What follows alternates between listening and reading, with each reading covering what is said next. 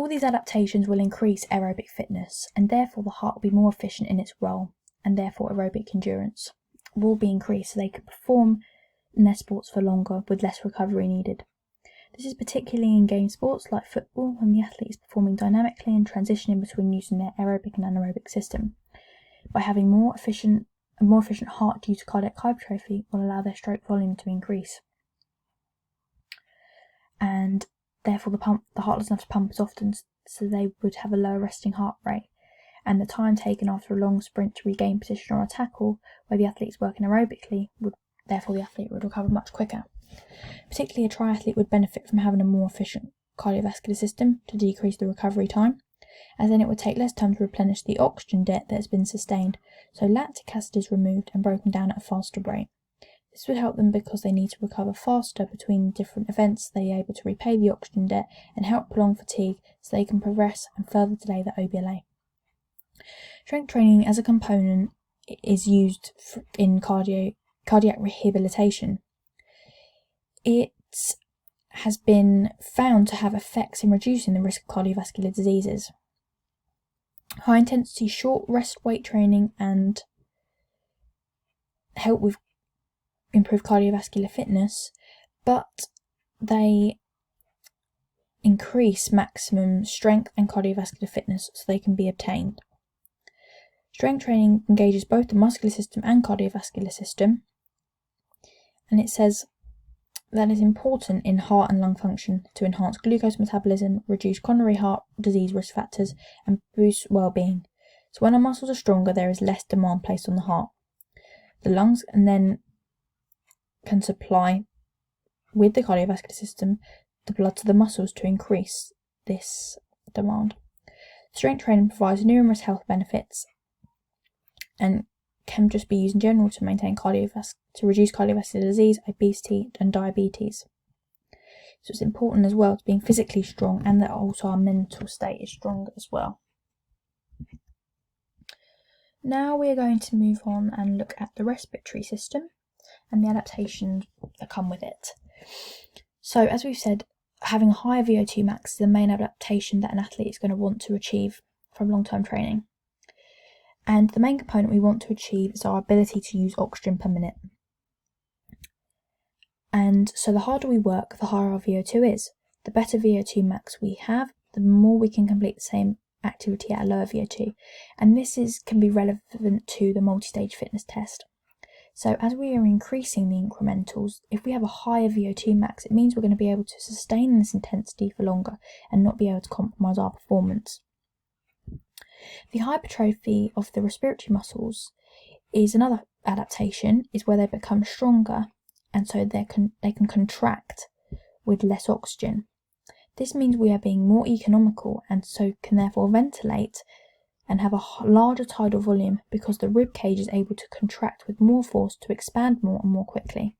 So by having these larger hypertrophy of the muscles, it means that the process of inhalation and expiration can actually occur much more effectively, and therefore we can inhale and expel more oxygen than carbon dioxide. This also means that we can take slower and deeper breaths, so this makes it more efficient for alveolar ventilation, as larger alveoli provide a large surface area for gaseous exchange and oxygen to diffuse, and this enhances this process, as we said, because alveolar ventilation. So by having a large surface area means we can actually diffuse more oxygen into the body from the blood. And as we said, training actually increases the number of alveoli. It also increases the hemoglobin in the blood, as previously mentioned, and capillarization, which will result in more oxygen diffusing into the bloodstream and more CO2 diffusing out of the bloodstream. Particularly the increase in strength for the external intercostal muscles provides the greater contraction, and the internal intercostal muscles to relax during inspiration, so more air can be forced into the body. And so this means, a greater volume of air can be inspired and expired per breath. And as exercise and the athlete continues to exercise, the body therefore can adapt to increase the respiratory rate. and this is the breaths per minute and depths of breath. This aids in the delivery of more oxygen to the working muscles. But however, over time, as we're going to mention about the tidal volume, it means the respiratory rate can actually decrease, and therefore the amounts of oxygen can be produced at higher breathing rates. And this graph on the top typically is showing a lung volume graph, and we can see that from the graph, trained lungs would be able to have an increased vital capacity. And vital capacity is this part shown by the graph here. It's the maximum volume of air that can be breathed in and out during exercise. So by long-term training, we can increase this so we can inhale more oxygen and exhale more carbon dioxide, which is actually going to be beneficial to the endurance athletes and games players. So by having more vital capacity, like we said, we can actually then further increase our total lung capacity, so we can actually have a large capacity in the lungs. And this is then going to aid processes like alveolar ventilation, so we can breathe more deeper and sort of penetrate the deeper areas in the body. And as this diagram shows here, the process of the exchanging of air into the capillaries, and during venous return, how the deoxygenated blood returns, and then when diffused out the body, and then the air in. And the rate of diffusion is also going to be affected here. It's going to become quicker with training to be more efficient, because the demands of the body are going to require more oxygen. Then we can respond to this. This slide is showing sort of the respiratory system adaptations following on, but more importantly the dynamics of the respiratory system. And the equation we use to calculate ventilation is ventilation equals tidal volume times breathing rate. So ventilation is the amount of air that we can breathe in and out per minute. And this then can be increased by our tidal volume, which is the amount of air breathed in and out per breath, and breathing rate, which is the number of breaths per minute, to work out the volume of air breathed in or out per minute. Training therefore helps to increase tidal volume so we can inhale more air per breath due to factors of deeper and slower breathing, and this links, like we said, to the hypertrophy of the skeletal muscles, so the internal intercostals and external intercostals can work antagonistically together in order to produce a larger contraction to expand the thoracic cage further to provide a larger surface area. And we can see from the data in the table that we have breathing rate, tidal volume and ventilation, and these are sort of the typical values at rest, moderate exercise and maximal exercise. We can see that a typical breathing rate at rest is 12 to 15 breaths, and then this in fact actually doubles during moderate exercise and then increases further in maximal exercise. And we can see also that ventilation actually increases considerably by a large increase, showing that if we can actually use these values of the breathing rate and tidal volume, we can actually calculate our ventilation rate to overall see how much air we are expelling in and out of the body per minute. And here we have some of the graphs from our investigation data, the breathing rate graph, and in the continuous steady state exercise and the multi-stage fitness exercise. And with long-term adaptations to training, we would expect both of these at the post-training we would see the breathing rates to return back to resting level. These graphs don't actually show that. And we can see if we start off with a continuous steady state exercise, the athlete was actually working for 20 minutes continuously with no rest. We can see that the breathing rate went up from around 7 breaths per minute to the pre-test where it was around 12 breaths per minute. So we can see an anticipatory rise here as well due to external factors such as hormones and just anxiousness and anxiety of the athlete. And we can see that it's quite a steady increase from the pre-test to the post-test, where we go from 12 breaths per minute to 20 breaths per minute. And that's what we have seen. And we don't see at post-exercise that the values actually decrease, but if we were to measure this, we would do the same. We would do the heart rate, we would measure the recovery to see how effective the respiratory system is. So by increasing our VO2, we'll actually decrease the oxygen deficit and therefore provide a shorter epoch.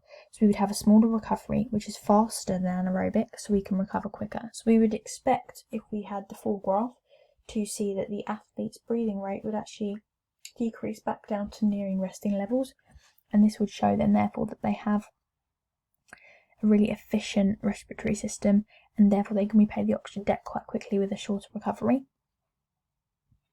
If we look at the breathing values for the multi-stage fitness test, this involved increasing the incrementals by levels and of a higher intensity. We can see at rest the athlete's breathing rate was around 9 beats per minute, and there was an anticipatory rise to around 12 at the pre-test. Then we see quite a sharp gradient increase from around 12 to around 25 breaths per minute, and an increase then again until around level 6. And then we see then quite an increase again from around 34 breaths per minute to just over 45 breaths per minute. So this athlete was much able to cope with the demands and therefore actually sustain their performance, showing that they had a high level of fitness. This could mean that they had better trained lungs and they could have been more of an aerobic athlete than the person who took part in the continuous exercise. What we would expect to see with the post-training values for them to decrease back to a resting state. And this slide further just is showing that respiratory diseases which can result from a lack of exercise. We can see that we've got asthma and we've got emphysema, and these are just two of the examples. We can see that by having a wall inflamed and thickened of the smooth muscle walls means that the surface area for the air to travel through is actually restricted, so we're actually having less air travelling through the lungs. And this is why an asthma attack happens, because there's not enough air being transported into the bronchioles and therefore the alveoli for gas exchange to occur. And we can see that emphysema and basically leading a lifestyle like smoking actually affects the alveoli and their efficiency, so therefore they're not able to exchange oxygen at the rate needed, and this is why people suffer from breathing issues. So by leading a healthy lifestyle, taking part in regular exercise, we can help maintain the numbers of alveoli and actually increase the surface area so we can allow more air into the body, and so we can keep the tubes actually fully functioning and working, so we don't actually restrict the amount of airflow through the body. And this is really important that we make sure that we do, not just for elite athletes and like marathon runners, because if a marathon runner had, say for example, an asthma condition or emphysema, they would not be able to sustain the intensity they need in their sport, and they wouldn't be able to run for the long periods of time because their walls would be restricted.